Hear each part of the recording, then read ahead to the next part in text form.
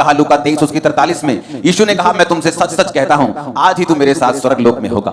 दो डाकू परमेश्वर के एक दाहिने एक बाहिने चढ़ाया गया था। एक डाकू खुदा से कहता था कि अगर ये परमेश्वर का बेटा होता तो अपने आप को बचाता और हमें भी बचाता, और वो ताने मार रहा था परमेश्वर को कि अगर तू परमेश्वर का बेटा है तो तू अपने आप को क्यों नहीं बचा पा रहा। और दूसरा डाकू तौबा करते हुए पीटते हुए परमेश्वर से कहता है कि हे, और दूसरे को डांटता भी है कि इसने कोई पाप नहीं किया लेकिन हम अपने पापों के कारण सूली पे चढ़े हैं। और उसने कहा कि हे यीशु, जब तू स्वर्ग में जाए तो मुझे याद करना।